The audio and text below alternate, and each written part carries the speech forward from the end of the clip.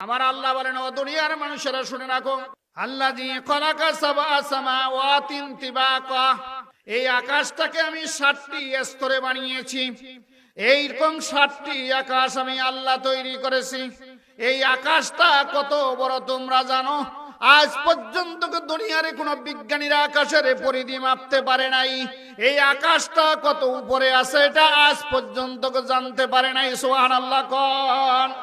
পৃথিবীটা হলো 25,000 মাইল ব্যাসার্ধ।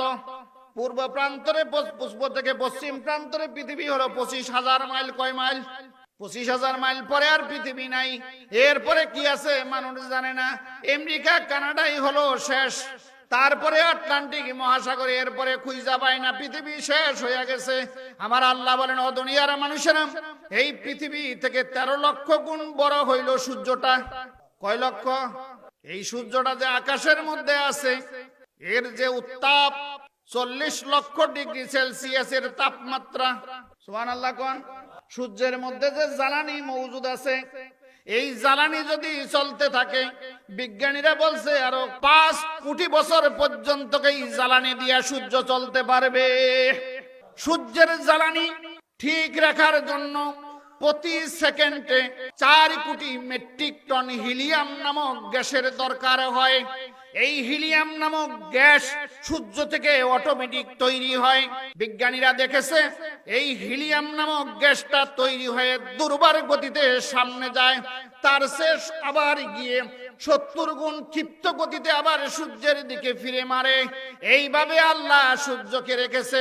ওই আকাশের মধ্যে এত বড় বড় নাসার বিজ্ঞানীরা গবেষণা করে দেখেছে, হাবাল টেলিস্কোপ যন্ত্রের মাধ্যমে তারা ওই আকাশের মধ্যে দেখেছে সূর্যের চাইতে কোটি কোটি গুণ বড় নক্ষত্রই আমার আল্লাহ আকাশে বানায়া রেখেছে। সুবহানাল্লাহ। এক একটা গ্লাস কি তৈরি হয়েছে সূর্যের চাইতে বড় বড় কোটি কোটি গুণ বড় এই নক্ষত্র দিয়া। এক একটা এই গ্যালাক্সির মধ্যে 100 বিলিয়ন গ্যালাক্সি রয়েছে। তাহলে তার পরিধি কত হয়েছে?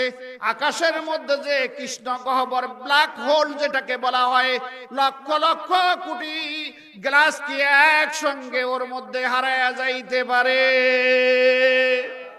আমার ওই আল্লাহ বলেন, আমি যে ওই আকাশ বানাইলাম, আল্লাযী খালাকা সাবআ সামাওয়াতিন তিবাকা মা তারা ফি খালকির রহমানি মিন তাফাউত। তোমরা ওই আকাশের দিকে তাকাও, তাকিয়ে দেখো আমি আল্লাহ যে স্তরে স্তরে খুঁটিবিহীন আকাশ বানাইছি। আমার ওই আকাশ তৈরির মধ্যে কোনো ভুল ত্রুটি খুঁজে পাও কিনা? আল্লাহ আকাশ সৃষ্টি করতে ভুল করেছেন? জোরে কোন আকাশ সৃষ্টিতে ভুল হয়েছে? আল্লাহ বলছে মিন তাফাউত। এই তাফাউত অর্থ চোখে দেখে না, অনুবীক্ষণ দূরবীক্ষণ হাবাল টেলিস্কোপ যন্ত্রের সাহায্য দেখো আমার ওই আকাশ সৃষ্টির মধ্যে কোনো ভুল ত্রুটি হয়েছে কিনা। এরপরে আমার আল্লাহ বলেন সুম্মার জিল বাসারা, এরপরে আবারও দেখো কাররাতাইনি ইয়ানকালিব। তাহলে বারবার আকাশের দিকে তাকাবে, তাকাতে তাকাতে তোমার দৃষ্টি তোমার ওই হাবাল টেলিস্কোপ যন্ত্র অনুবীক্ষণ যন্ত্র ব্যর্থ এবং ক্লান্ত হইয়া তোমার দিকেই ফিরে আসবে। আমার সৃষ্টিরাজির মধ্যে তুমি কোনো ভুল ত্রুটি খুঁজে পাবে না। তাহলে এবার আপনারা বলেন, আমার যে আল্লাহ এত বিশাল আকাশটা তৈরি করতে, এত বিশাল বিশাল নক্ষত্র তৈরি করতে ভুল করে নাই, সেই আল্লাহ আপনাকে সৃষ্টি করতে ভুল করেছে? যে আল্লাহ চন্দ্র চলার বিধান দিতে ভুল করে নাই, সূর্য চলার বিধান দিতে ভুল করে নাই, গ্রহ নক্ষত্রের চলার পথের বিধান দিতে ভুল করে নাই, আর আটলান্টিক মহাসাগর থেকে বঙ্গোপসাগর পর্যন্ত সমস্ত প্রাণীর চলার বিধান দিতে ভুল করে নাই, আফ্রিকার অরণ্য ভূমি থেকে বাংলাদেশের সুন্দরবন পর্যন্ত সমস্ত বনের প্রাণীর চলার বিধান দিতে ভুল করে নাই, সেই আল্লাহ কি আপনাকে সৃষ্টি করতে আর আপনাকে বিধান দিতে ভুল করেছে? করছে কি না? জোরে করেন। এত বড় বড় সৃষ্টি করতে যে আল্লাহ ভুল করে নাই, সে আল্লাহ আপনাকে আমাকে সৃষ্টি করতে ভুল করেছে।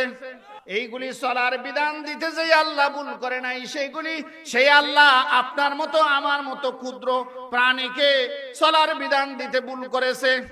হ্যাঁ, সুবহানাল্লাহ। আল্লাহর কোরআন কি বলছে জানেন? ইন্না ফি যালিকা লাযিকরা লিমান কানা লাহু কলবুন আও আলকাস সামআ ওয়া হুয়া শাহীদ। এই কোরআন থেকে ফায়দা যদি নিতে হয় অন্তর দিয়ে শুনতে হবে, মনোযোগ সহকারে অন্তর দিয়ে এটা উপলব্ধি করতে হবে, তাহলে কোরআনের নূর আপনার অন্তরে ঢুকবে আর হেদায়েত নসিব হয়ে যাবে। যাদের নসিবে হেদায়েত হবে এরা জাহান্নামী থেকে জান্নাতি হয়ে যাবে।